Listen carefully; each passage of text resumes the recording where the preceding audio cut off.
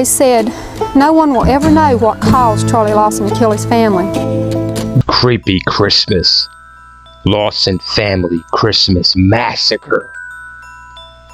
The murder of the Lawson family refers to a familicide which took place in Germantown, North Carolina, United States on December 25th, 1929, in which sharecropper Charles Davis Charlie Lawson murdered his wife and 6 of his 7 children.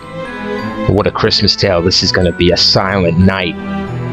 Ooh, in 1929. In 1911, Charles Lawson married Fanny Manring, with whom he had 8 children. The third, William, born in 1914, died of an illness in 1920. In 1918, following the move of his younger brother, Marion Elijah, blah fucking blah. I'm getting right into this rant review, not reading verbatim. What is up with this Lawson dude? You can see here, let's just do this fucking rundown here. So in 1929, Christmas Day, he proceeds to send his 16-year-old son here, Arthur, out for a errand in town or what have you.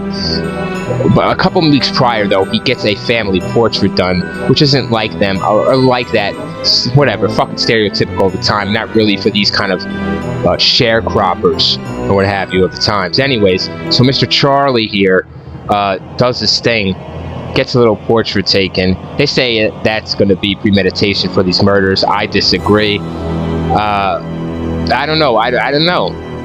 It's hard to say, but I disagree. I'm going to tell you what my fucking theory is on these murders. Christmas time of all times. Imagine it's maybe a little chilly back then. You know, you don't have fucking central heating or what have you, gas. Anyways, this fucker here, Mr. Charlie, goes nuts. Like I said, sends his kid, his oldest kid. Now, why does he send his kid on this errand? I'd never know. I have my theories here.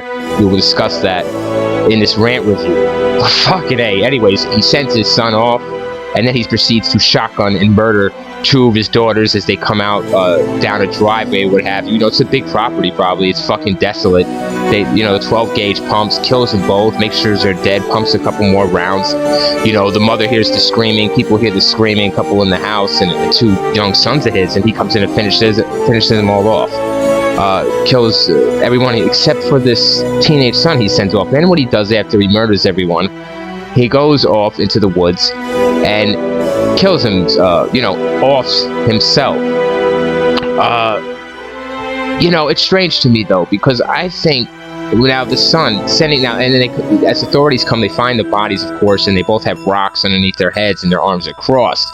And Mr. Charlie here suffered a head injury.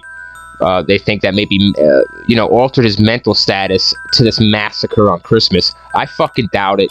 It's always a moral fucking issue, isn't it? You know, I don't know. My thing is Arthur here, why he's the only survivor. That's the thing that gets to me. He's 16 years old. He's the only survivor. This takes an athletic, planned out, right move here. If you're going to say that's premeditated, these murders, it sounds like he was premeditated, hiding behind barns or what have you, but they're blaming the murders here on Charlie. I don't think the forensic evidence or the cop work was even up to, or the investigation work, detective work, whatever the fuck you want to call it, was up to date in 1929, especially with this kind of massacre on your hands and in a small town. You never see anything like it, but I'm telling you, it sounds fishy to me, it sounds dodgy. Don't know what happened to this fucking Arthur boy, but apparently he, you know, it's just so fucking weird to me. So, they're saying a lot of details here that Charlie was pacing around this tree before he took his life. You know, I don't know why he was pacing, thinking about doing, maybe psyching himself up to do it.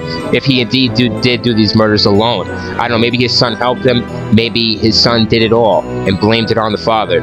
Either way, it's a fucking hell of a story on Christmas, and I had to just go freestyle rant review, and that's what we're gonna do, because this shit is crazy. I mean, and they had the cake as well displayed or something. People were picking raisins off the cake, this Christmas cake that Mrs. Lawson or what have you baked that day or that night. Oh shit. Anyways, it turned into a tourist attraction, this fucking place. Yeah, people started picking the cakes, but that is something you want to do. I mean, you know, you definitely want to, it's just a house and you want to show it off or something happened, you make some money off it. All right, I mean, you know, fucking A. I mean, whatever. So I would go see the shit. I pay $5, $10 to walk in the shit, no doubt about it. But and there's rumors of other abuses or assaults that have happened. This is why Charlie did this. That maybe he done this to one of a lot of theories out there to why Charlie did this or why he chose Christmas Day or whatever the fuck have you to do these massacres to his family. Either way, like I said, my theory is Arthur here, 16, the only survivor to live to tell the tale. I mean, he knows more than he's saying, or he was involved, or he did it. It's a fucking either or. I mean, and maybe it was Charlie, but why would he send his son off to live on Christmas Day? It doesn't make no sense, guys. Check this fucking story out. I wanted to do a quick rant review because it was very interesting and fascinating in a way, but in a way really scary and creepy. There's a lot of shit on the internet probably about it, as you see, so go check it out verbatim. But fucking A, I'll rant review Mr. Charlie here as a piece of shit, and, you know, good thing he's not walking the earth, but it's a shame he's got to take fucking innocent people with him. And maybe even Arthur here, he was a fucking involved. I don't fucking know. Look at this fucking grim looking Reaper motherfucker. So, you know, that's a rant review. Creepy Christmas. Lawson family Christmas massacre.